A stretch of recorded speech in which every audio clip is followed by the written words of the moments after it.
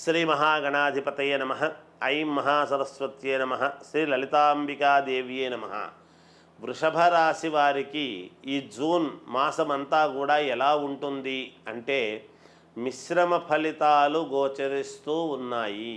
అంటే మీరు అనుకున్నటువంటి కార్యక్రమాలలో కొన్ని మాత్రమే మీకు అనుకూలవంతముగా ఉండటము, కొన్నిటికి వ్యతిరేక ఫలితాలు రావటము లాంటివి జరుగుతాయి గాక. ఎందుకంటే ఇంట్లో వాళ్ళు కూడా మీకు సహకరించేటువంటి అవకాశము తక్కువగా ఉంటుంది. పూర్వము ఎప్పుడో ఎవరికో సహకారం చేసినప్పుడు నేను అనవసరముగా వీళ్లకు చేశానే అని ఒకసారి మీరు కించిత్ బాధాకరముగా అనుకునాల్సినటువంటి అవసరము ఏర్పడవచ్చును అనేటువంటిది సూచనప్రాయముగా తెలుస్తూ ఉన్నది. అయితే చెప్పుడు మాటల వలన అసలు వాళ్లకు చేయవలసినటువంటి వాళ్ళవి కాకుండా చెయ్యకూడనటువంటి వాళ్లకు అపాత్రదానం అంటారు దాన్ని.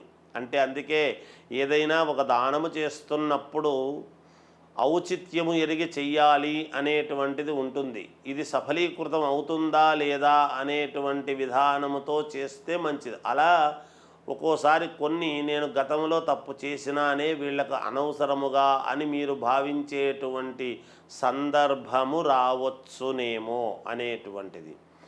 డబ్బులు ధనము యథావిధిగా రావటానికి వచ్చేటువంటిది యథాప్రకారముగా వస్తుంది. కొన్ని ముఖ్యమైనటువంటి విషయాలలో కాస్త ఎదురుదెబ్బలు తగిలేటువంటి పరిస్థితి కూడా ఉన్నది. దైవ సంబంధమైనటువంటి కార్యక్రమాలలో మీరు విరివిగా పాల్గొనడము లాంటివి జరుగుతాయి. అలాగే ప్రజల యొక్క మన్ననలు గతములో పొందినంతటి ఇదిగా ఈసారి కాస్త ఉండకపోవచ్చునేమో. అంటే నన్ను కాస్త పక్కకు పెట్టారు, నన్ను పట్టించుకోవటం లేదు అనేటువంటి భావన కలగవచ్చును కొద్దిగా మీకు అనేటువంటిది ఒకటి. అంతేకాకుండా ఏదైనా కొత్తగా ఉద్యోగాలు కావాలి అనుకునేటువంటి వాళ్ళు ప్రయత్నాలు చేసుకోవచ్చును, కానీ సఫలీకృతులవుతారు అనేటువంటిది ఉండకపోవచ్చు. ఉద్యోగాలు యథావిధిగా చేసేటువంటి వాళ్ళు సజావుగా వాళ్ళ ఉద్యోగము వాళ్లకు నడుస్తుంది. దాంట్లో పెద్దగా ఎదుగుదల అనేటువంటిది ఉండదు, ఇబ్బందులు ఉండవుగాక. కొత్తగా వ్యాపారాలు చేసుకోవాలి అనుకునేటువంటి వాళ్ళు కొంచెం ఆచితూచి అడుగు వేస్తే మంచిది. ఈ మాసము వదిలేస్తే మీకు మేలు జరుగుతుంది గాక. వ్యాపారాలు చేస్తూ ఉండేటువంటి వాళ్లకు పెద్దగా లాభమని నష్టమని ఉండకపోవచ్చును. మామూలుగా మధ్య మార్గముగా ఎంత రావాలనో అంతే వచ్చేటువంటి అవకాశాలు ఉంటాయి గాక. అలాగే కుటుంబములో శుభకార్యాలు చెయ్యాలి అనేటువంటి దాని మీద ఒక తర్జన భర్జన జరిగి ఆ శుభకార్యాలు జరగాలి అనేటువంటి దాంట్లో నిర్ణయము మీకు వదిలిపెట్టి ఆ విషయముగా కాస్త కొంచెం కీలకమైనటువంటి నిర్ణయాలు తీసుకొనవచ్చును. మీరు విదేశాలకు వెళ్ళాలి అనుకునేటువంటి వాళ్ళు ప్రయత్నాలు చేసుకోవచ్చును.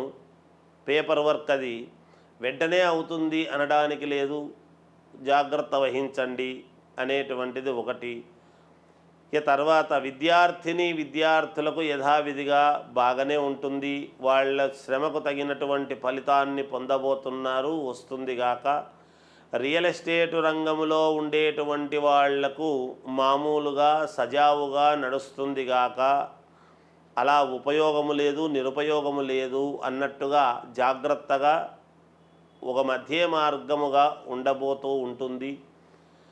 భూముల వలన క్రయ విక్రయాలలో కొంతవరకు ఉపయోగకరముగా ఉండవచ్చును అనేటువంటిది ఉన్నది. రాజకీయాలలో ఉండేటువంటి వాళ్లకు యోగదాయకముగానే ఉంటుంది. జాగ్రత్తగా అడుగులు వేస్తే మంచిది. ఎందుకు అంటే రాశి ప్రకారముగా ఇలా ఉంటుంది, కానీ లగ్నము ఏ లగ్నములో పుట్టారు ఏమిటి అనేటువంటిది చూసుకోవాలి. అందరూ ఒకే లగ్నములో జన్మించి ఉండరు కదా. అందుకని మీ లగ్నములో పుట్టుకను బట్టి కూడా మీకు జాతకాలు అనేటువంటివి ఉంటాయి. కాబట్టి మీకు నచ్చిన వాళ్ళ దగ్గర మీరు ఒక్కసారి మీ జాతకాలు పరిశీలన చేసుకుంటే, వ్యక్తిగతమైనటువంటి జాతకాన్ని పరిశీలన చేసుకుంటే మీకు శ్రేయోదాయకముగా ఉంటుంది అనేటువంటిది తెలియజేస్తూ జయోస్తు.